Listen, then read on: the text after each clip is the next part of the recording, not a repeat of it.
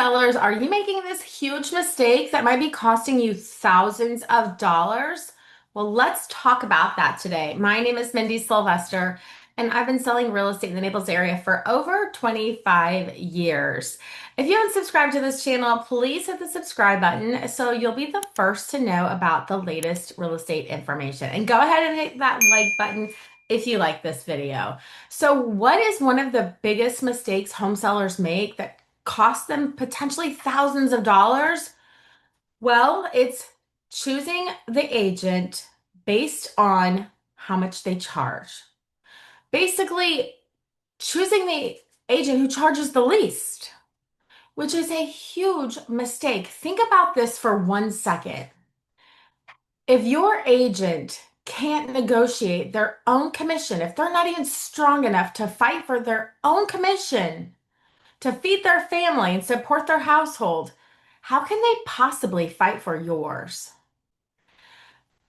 Think about this. The average agent sells less, not even the average agent, 85 to 90% of all agents sell 3 homes or less per year. Chances are they really need a sale. Now, there are some really good agents out there who are really interested in your best interest and they run their business based on your best interest. But there are agents out there who, if you've only gotten 1 or 2 paychecks, you need the paycheck and you're not going to fight for the highest price because you're scared. You're based on fear that you're going to lose the sale. Well, that's where experience comes in, and hiring an agent that has experience and the expertise and the financial security, quite frankly, to be strong enough to fight for you for the absolute highest price. Sure, you want to make the sale. Everyone wants to make the sale, but there's just a very fine line between getting the sale, getting the buyer, and just fighting for that little extra. I just had this happen last week. I got a pretty low offer, but the sellers really wanted to sell. And they said, well, what do you think? Should we just take the offer? And I said, well, I feel like they're going to be willing to offer more. They acknowledged that the offer was low, and I just feel like most buyers are willing to pay more than their initial offer.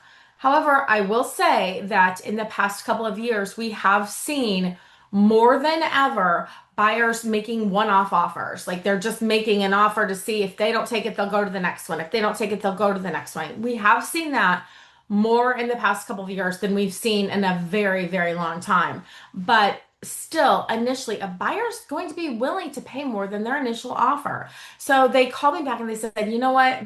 We really want to take it, but we trust you. Like, this is what you do, and we trust you, and we want to use your judgment. I said, I'm going to make sure you don't lose it, but let me just try. Let me just fight for a little bit more money for you.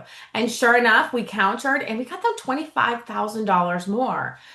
$25,000 is a lot of money. They were going to take the initial offer and they would have been happy with the initial offer. They would have been happy that they just got the home sold in this market. Thank goodness. What can you do with $25,000? So much.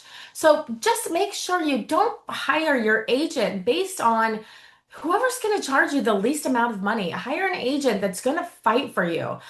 Also, agents have different marketing plans. There's a huge difference in the results agents get, and it shows. Like I said, the average agent sells less than 3 homes per year. I sell 3 homes a month. On average, I was selling 1 home a week till the market, decided to be challenging for us. But I'm still selling on average 2 to 3 a month. But the thing is, I don't have to make a sale. I'm not going to make a sale to jeopardize you as a seller getting the absolute highest possible price because my power is not going to get turned off anytime soon. I've sold over 800 homes. But also, another mistake sellers make is choosing an agent based on the price that they tell them. And I've had this happen so many times where I've lost listings or I just didn't want to take the listings because the sellers were not uh, realistic about their price. They wanted to overprice the market, and that is or overprice their home for the market. And that is a really bad strategy in this market. You need to price your home well. Everything I do is to get the highest possible price, even my pricing. And I spend a lot of time pricing. I can't even tell you how many I've lost, maybe two or three listings where either they didn't want to take me because they didn't like my price, or I didn't want to take it because I didn't like their price, or both. But all of those listings, there were, I think, three or four of them. All of those listings sat on the market for almost a year and they sold for basically the price that I said that they were going to sell for. Now, you know, I understand if someone's telling you they're going to get you this price, but we're all looking at the same statistics, right? We're all looking at the same numbers. For an agent to tell you, "Oh, I'm going to get you $1 million" when everything else is selling for 850, that hurts you. And personally, I think it's a huge disservice. Does the agent really think they can get you $1 million? I don't know. Maybe sometimes they do, but I think sometimes they just tell you that so they can get the listing. And then what happens? You sit there and reduce, reduce, reduce, and you end up getting less than what you could have if you sold it for the right price based on market value at that time. The best way to get the most money is to price your home well from the start.